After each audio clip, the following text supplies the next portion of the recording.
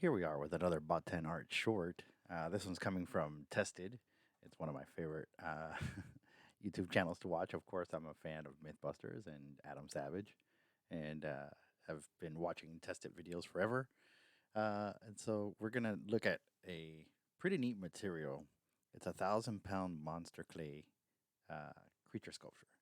So monster clay is, I remember when it first debuted, this thing was like incredible because it acts like clay but like wax at the same time, and it's basically like a polymer based clay that people have been using to create monsters and maquettes and all kinds of different things. And so uh, they made a creature with 1,000 pounds of monster clay. So let's go check that out.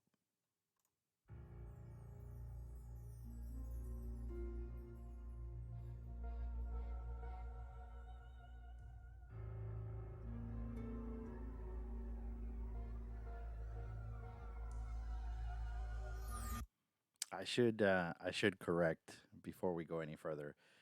Tested did not create the 1,000-pound creature, but I believe Norman is interviewing the artist who did create the clay creature.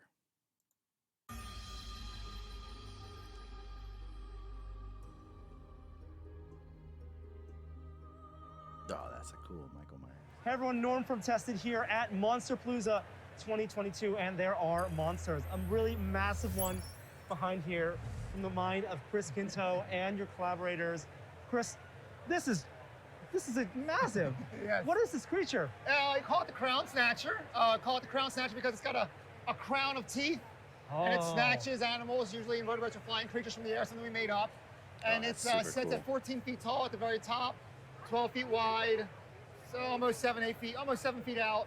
And it weighs in at, we use about a half ton of monster clay. Oof. And the armature itself is all steel, so I don't know what that weighs. It's quite a bit. Oh my God. So this booth here, not only are you showing the creature, Heck, it's a demonstration of the material of absolutely. monster clay. And you said it's 1,000 pounds of clay on top of a steel armature. Exactly. So yeah, I'll be tooling away at this for a while. So yeah. Wow. So we've seen, people with monster clay, we've worked it before, we love the material, it holds up, but we've done small like maquettes and small things. How do you go about designing something of this scale using that material? Because we're used to using wet clay for the large stuff, And so I knew how to transport this thing a ways a distance, and the wet clay would never hold up to that. So I was like, I got to use an oil-based clay. Monster clay is my go-to clay. Everybody's got their go-to clay. Monster clay is mine. And so it was just, I started with the idea, like, I'll make this creature. And then from there, you're just jumping over obstacles and loopholes. Okay, how can I make it work this way or that way? And I don't like designing things where it's easier.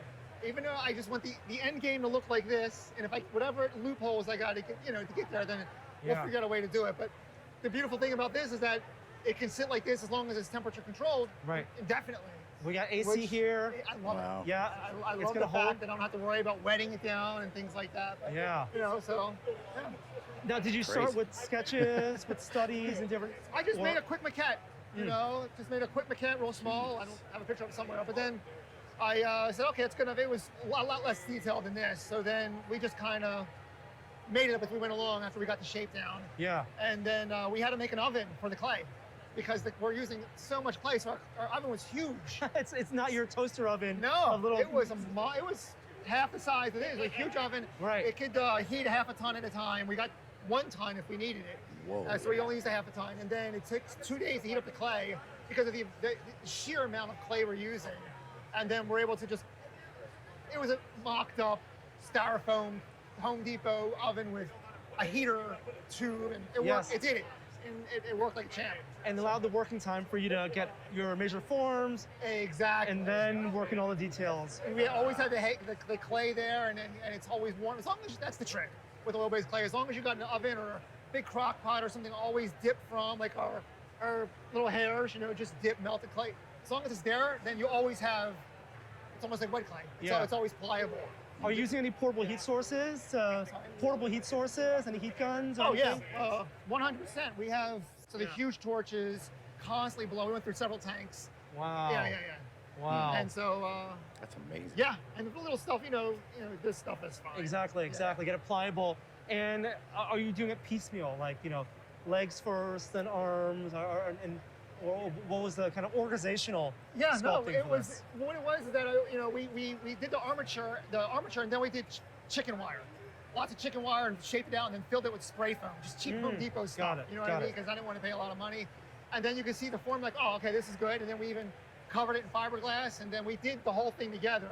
And then we're like, okay, this is 3 inches too fat. Let's cut that off. Right. Kind of like, okay, it's shaped out, but then this was just a big ball at first. We didn't even know what the head was going to look like. We knew we were going to put something there. We just kind of made it along as we went. So. Yeah, and I see you're still working on it, like adding things, details to the eyes, the little mouths that make the eyes. So that we just did that today, and you can go on and on with this. Of course, the detail work. But, and all the pore work here. I love the transition from the pore work to the more rougher edge, almost like floral. Yeah, exactly. And for this, Still. it's simple because with this we had a deadline, so you have 3 weeks to make this thing look It's a lot. presentable, not just done, but like good at Monsterpalooza.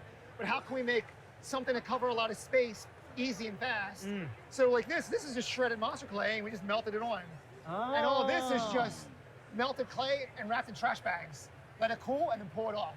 Oh, that's how you get that kind of inflated, bulbous look. Exactly. Yeah. So that's real trick, just quick stuff. But people are like, oh, it's amazing, but because there are a million ways to skin a cat. You just want to try and make it look good still, but yet meet that deadline. Yeah, and then also like your kind of fin work here too. Yeah. Yeah. How is that better done? hope the That's AC so doesn't we get just out. smooth that out, and then Start we just melting off of the make it really smooth.